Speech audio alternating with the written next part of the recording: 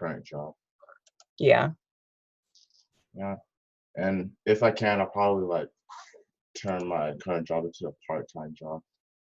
Well, if you start getting really good sales, then yeah. But until then, I just you stick to your full time. Yeah. But definitely, if it I told them part-time for this then. That's what type part-time said part-time. So have you gone online to the Career Source website to see if they have any graphic design jobs that you can apply for? I searched graphic design on both of those sites that show you the jobs, like Monster and stuff. Yeah, Monster and stuff. Anything come up? I can't remember. I don't think there was anything. Have you put yourself on like Fiverr? Oh no, there was one. I emailed them my resume and everything. I'm not sure. I don't think I heard back from them. Did you follow up and call and say, "Hi, I was just checking on the status of my application. I applied for a blah blah job"? No. What about did you put yourself on like Fiverr and some other places where people can hire you for like jobs? No. Go to fiverr.com, Fiverr, and you can put yourself as they have like category for graphic artists, because people tell you, oh, I'm looking for that kind of picture. And, you know, you can put what your prices are and stuff like that. Oh, okay. Okay, well, looks good. Did you see your house? My house? Yeah, did he tell you which house is yours? You don't know yet. Because they started to decide which house. Because the people moving out want to have the house with the easy asphalt bed. You know, there's 2 different beds. Yeah, so he wants to like move that person to that. Yeah, some person to that kind of room. And like they're still figuring out which house is going to be open. They don't know yet. So he said like that they don't. I mean, he doesn't have a date, but he said like it's maybe like later in November, like late November. Late November. Okay. So now, what is it that Uncle Tony was talking about that you have to go and do? Oh, you should call Micah. So I was supposed to call them and make a meeting for them because they want to see the monthly pay stubs. So you got your pay stubs together? Yeah, but I called and she didn't. I called an email, so I didn't get any. Have you called today? I called. I didn't call. I texted John instead. I called Micah today again, but I just called John afterwards because she didn't pick up the phone. And I'm not sure if it's like the card that I have is like an expiring number. Well, this is the card, and I usually get him on this card. So. Oh no, I was talking about Micah. Oh, Micah? Yeah, I have his number. I know his works. So you. It's supposed to be her. Like she's supposed to do it. Okay, because what you can do is send him an email and CC her on it, saying, "Yeah, I've been trying to get in touch with Micah, and I have not gotten a response yet," or something like that, so that both of them know that you're on it. Now, I'm off today, and then I'll work tomorrow, and then 2 dollars today. Or $2. Where were you? Where were you? I was in Texas at a genetics conference. So have you all decided what you want to do for Thanksgiving? I don't know. I thought we were going to grandma's. I'm not sure. Do you know what days you have off? I just requested the day off on the day of Thanksgiving, on the day Thanksgiving, day after Thanksgiving. Okay. So like I have time to get there. Like if we were to go, I'll have time to get there and get that out missing. Okay, so then that means we would have to leave early in the morning. Yeah, that means if we were to go, depending on I don't know what the day before. Yeah, what Wednesday looks like. We'll just leave when you finish work on Wednesday, if it's at a decent time. We leave at like 4 a.m. Or we could leave 4 a.m. Yeah, because we want to get there before traffic, because you know everybody's gonna be traveling. Yeah. So if we can avoid that, it would be good. Okay. Sounds like a plan. Well, I don't know. I thought Dana said something wasn't gonna work. What's not gonna work? I don't know. I thought someone was saying that they're not going to. Oh, Ankala can't do it because she has to work. So Ankala can't be there. But, yeah, we'll see. When will you find out what time you have for Wednesday? I don't know. Like a week before. Okay.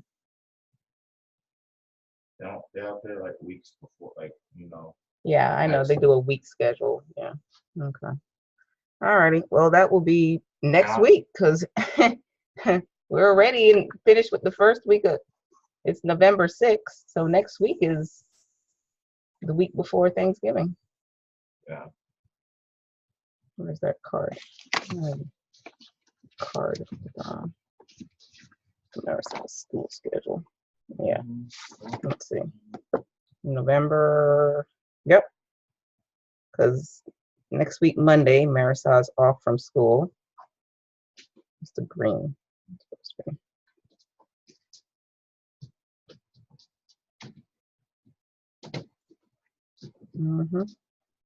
Time is ticking. Tick tock. Tick tock. I'll put this somewhere.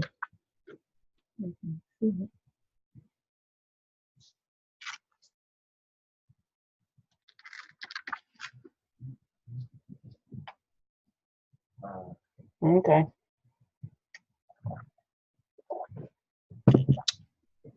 So when are they gonna? They're gonna draft the money directly from your account, right? The dwellings people. Because you gave them the bank papers, right? Oh yeah. So they should be drafting it directly from your account. All righty.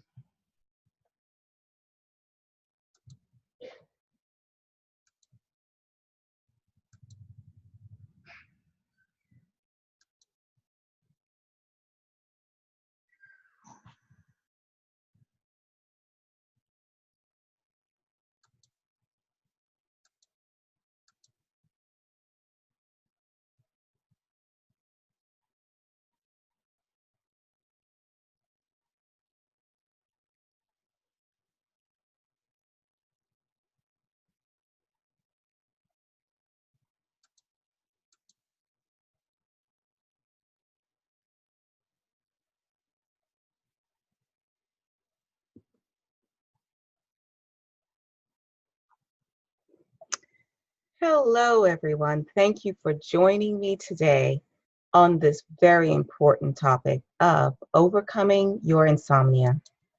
First of all, please remember that this information is not intended to replace a one-on-one relationship with a qualified healthcare professional. It is not intended as medical advice. It is, however, intended as a sharing of knowledge information from my research and experience, as well as the experts who have contributed to this particular presentation.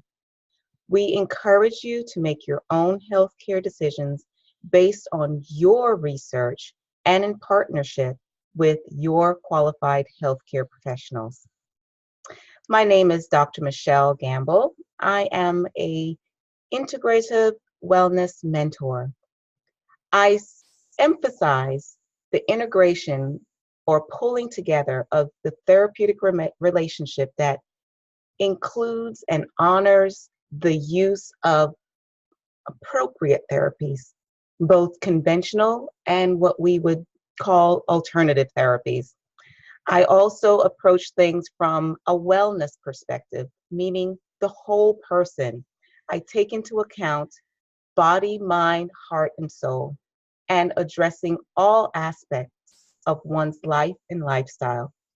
As a mentor and a doctor of naturology, I focus on teaching you how to become empowered to heal yourself, to become your own best physician. Let's begin by talking about what is insomnia. According to the American Sleep Association, insomnia refers to trouble falling asleep and or staying asleep. In fact, this affects someone for a variety of different time periods, such as a couple nights, maybe a couple of weeks. In other cases, insomnia can be quite chronic and may last for several months or even years. Now, the Sleep Management Institute states that an estimated 30 to 50% of the general population is affected by insomnia, and 10% have chronic insomnia. But how much sleep should we be getting? And more importantly, I ask you, how much sleep are you getting? Sleep is a vital indicator of overall health and well-being. We spend up to 1/3 of our lives asleep, and the overall state of our sleep health remains an essential question throughout our lifespan. Most of us know that getting a good night's sleep is important, but few of us actually make those 8 or so hours between the sheets a priority. For many of us, we have a chronic sleep debt. We've forgotten what it really means to be truly rested. On average, according to the National Sleep Foundation, this is what is recommended for a proper sleep average by age. For newborns, 0 to 3 months, approximately 14 to 17 hours a day. Infants, 4 to 11 months, 12 to 15 hours a day. Toddlers, 1 to 2 years, 11 to 14 hours a day.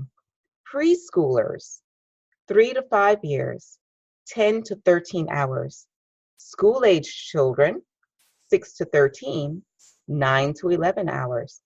Teenagers, yes, those teenagers that are chronically up texting and doing whatever they want to do on Facebook, from 14 to 17-year-olds, they should be getting approximately 8 to 10 hours of sleep. Younger adults, 18 to 25, at least 7 to 9 hours of sleep. And then adults from 25 to 64, approximately 7 to 9 hours. And last but not least, our older adults aged 65 and older, approximately 7 to 8 hours.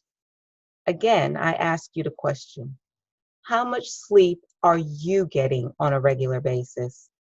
Indeed, not many of us are meeting the mark for the recommended sleep quota based on our age. And so many of us may be feeling the negative effects of lack of sleep during our waking hours.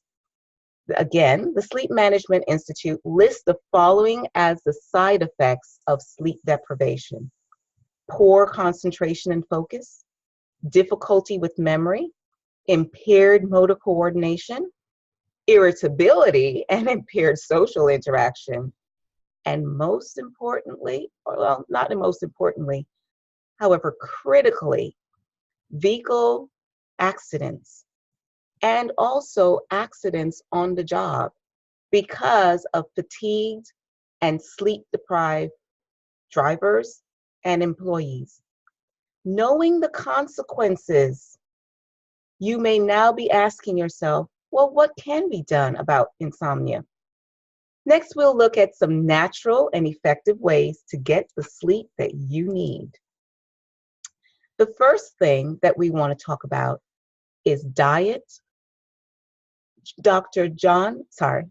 Axe, a naturopathic doctor and nutritionist, believes that diet is crucial when it comes to sleep deprivation. His argument is that the consumption of sugars and carbohydrates before bed can increase one's body temperature in an effort to burn those sugars off, which leads to disruptions in your sleep. He advises us to limit these carb-rich options and to instead consume healthy fats like avocado or sugar-free yogurt. When I say sugar-free yogurt, I'm not saying that you're going to get the yogurt that has added all kinds of sugar alternatives. What I'm saying is to look for your yogurt sources that don't have sugars, because again, we're keeping away from the sugars and we want to get those wonderful healthy probiotics into our bodies.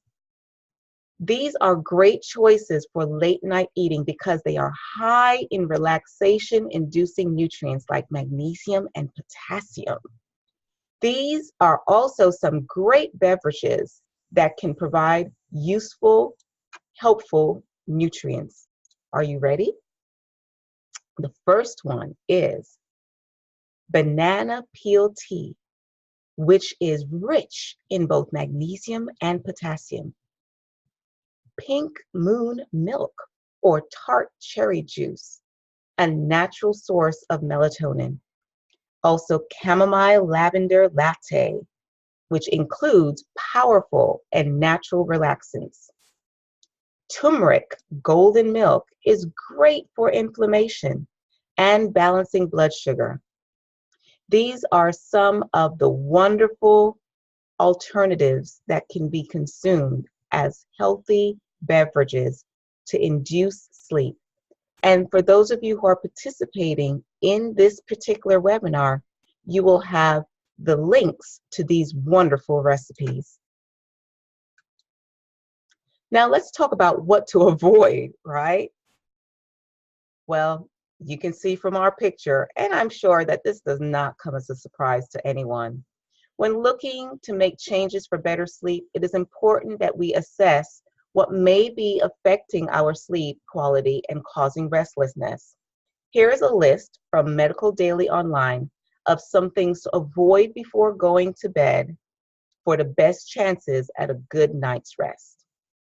Avoid spicy foods, greasy foods such as fast foods, as we have in this picture right here, meats and cheeses, alcohol, interestingly enough, caffeine, nicotine, dark chocolate, and last but not least, sugars and carbohydrates. Now, the next thing that we're going to talk about in terms of helping to resolve insomnia issues is creating a routine. A routine is an essential element when considering a healthy sleep pattern. Setting and following a sleep schedule can help increase the likelihood of falling asleep and staying asleep. The National Sleep Organization recommends setting a consistent bedtime and wake-up time. If you're a night owl, the suggestion is that you slowly subtract 15 minutes a night to your regular sleep time until you reach your bedtime goal. As for getting up, hands off that snooze button. It's important to rise at the same time each day without the fallback of an alarm. The idea is that once you get used to your wake-up time, you can do so without interruption. It's very important to create these bedtime routines. Other things that you can do are that the Sleep Foundation lists exercise as one of the best ways to combat insomnia. They explain that exercise triggers an increase in body temperatures, and post-exercise drops your temperature may produce falling asleep conditions. Exercise may also reduce insomnia by decreasing arousal and anxiety and depressive symptoms. Insomnia is commonly linked with an elevated arousal, anxiety, and depression, and exercise has strong effects on reducing these symptoms in the general population. Exercises that are related to better sleep include aerobic exercise, strength training, and yoga. I encourage you to try incorporating these activities well before bedtime for the best results. This means do not try doing an extensive exercise program 20 minutes before bedtime. That would be counterproductive. Consider doing your routine at least a couple of hours prior to your designated bedtime. Next, we are going to look at the role that stress plays in terms of insomnia. Indeed, we consider that stress is one of the leading causes of insomnia. And by reducing our stress, we can improve our sleep. One of the ways to reduce stress is by being mindful of our breath. Slow, deep breathing actually helps the body to override the sympathetic nervous system, which controls our fight or flight response, and lets the parasympathetic system, which controls our ability to relax, take control of our being instead. As we breathe deeply, lengthening our breath, creating a rhythmic breath, we are able to transform our status of being caught up in the sympathetic nervous system and shift ourselves gently into the parasympathetic, the rest and digest. When you practice deep breathing while in bed, you're giving your body permission. You're giving body the signal, the message that it is okay to quit being on a high alert and instead to relax. With this in mind, let's take a look at some recommended exercises for mindful breathing for stress reduction. Consider deep breathing. Take a deep breath for 2 counts and exhale for 4 counts.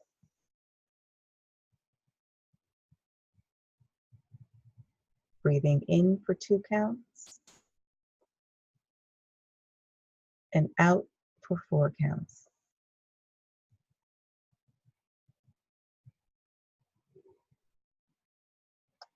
As you're doing this, I encourage you to place one hand on your chest, on your heart center, and the other hand on your belly.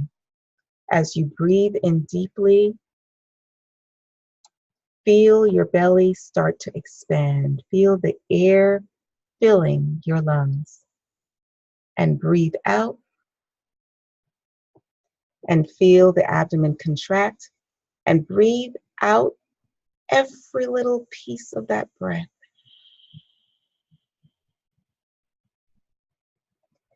You can also try what's called a yoga breath, also referred to as nadi shuddhi, by placing your right thumb over your right nostril. Breathe in through the left nostril. Then place your ring finger over the nostril and open the right one as you exhale. Then breathe in the right one. Hold the breath and exhale from the left.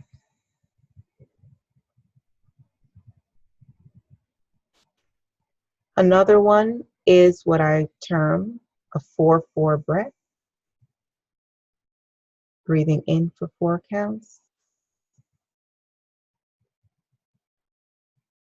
and out for 4 counts.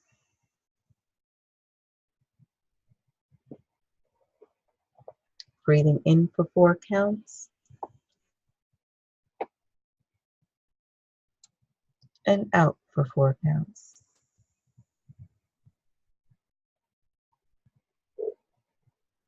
And the last one that we're going to share today is a 4-7-8 breath, where we breathe in for 4 counts, hold a breath for 7 counts,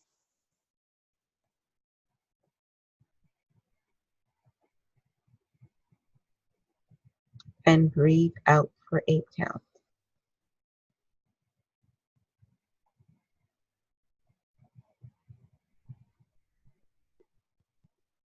Breathing in,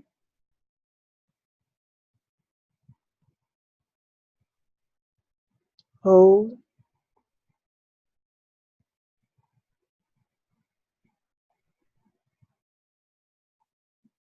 and exhale.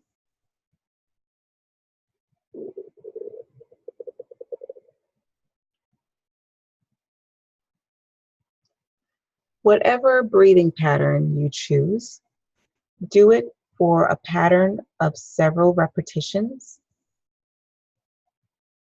over and over again.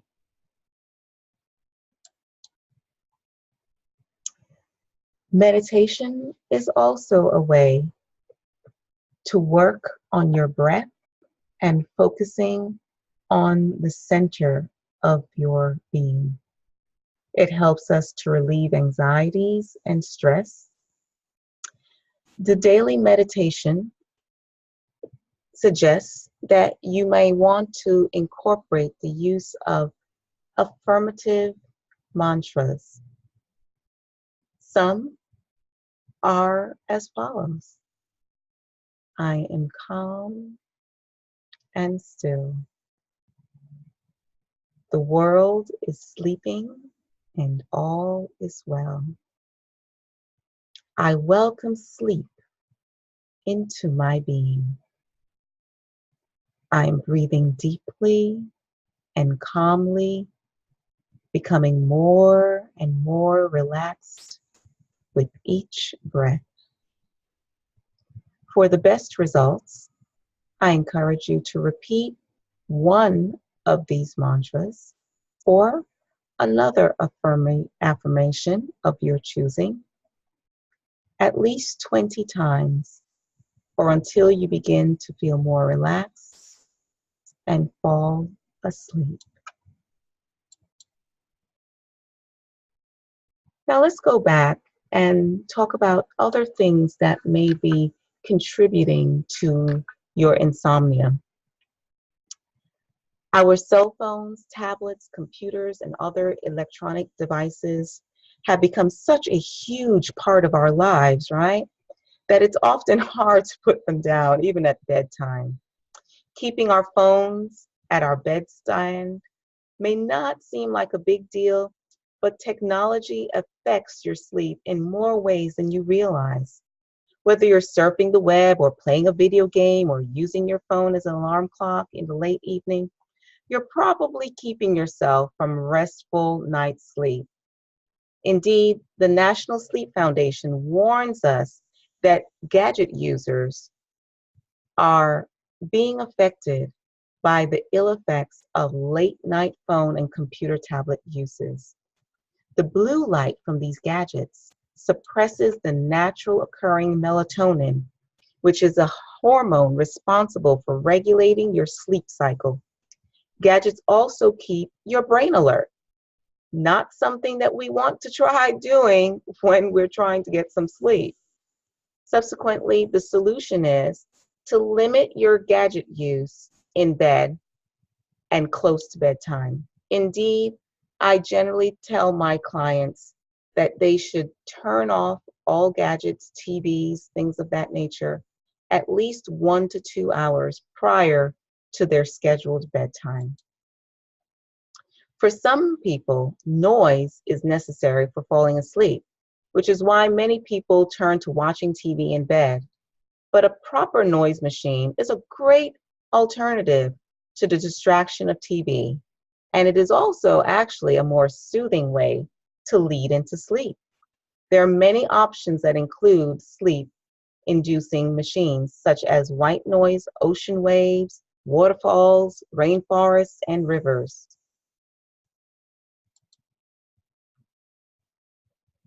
North American essential oil and aromatherapy experts state that essential oils can act by triggering the central nervous system and circulatory system to promote sleep in the body.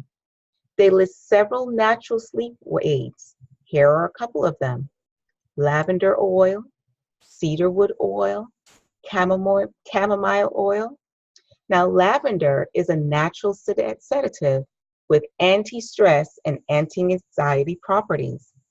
Cedar oil is a natural sedative that decreases the heart rate and has a soothing quality.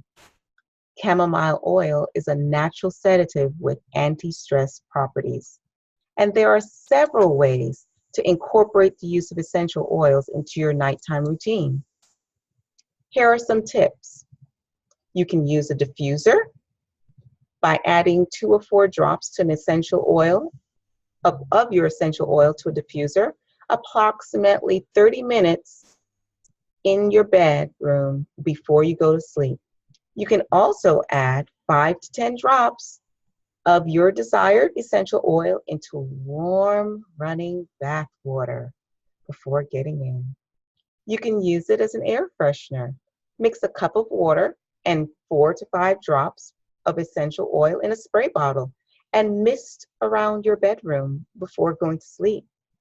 You can also use it as a foot massage. Add essential oils, about 2 drops of essential oils to approximately 1 tablespoon of a carrier oil, such as almond oil or coconut oil or olive oil, and massage them into your feet, the bottom of your feet, in a circular motion until fully absorbed. Last but not least, you can directly inhale these essential oils by placing the bottle 1 to 2 inches away from your nose and taking deep, slow breaths several times. One of my favorites are sleepy teas. Not only are teas a nice soothing drink, but many of them are used to combat insomnia. Some recipes include herbs such as lavender. Here's a wonderful recipe for lavender tea. You can have dried lavender flowers, and you'll need approximately 1.5 tablespoons of it, or 3 of fresh lavender flowers, and 2 cups of hot water. You can add a little bit of lemon and honey to taste, and prepare these herbal teas in a wonderful teapot. Then allow the boiling water to steep the herbs for approximately 10 minutes before straining them into cups.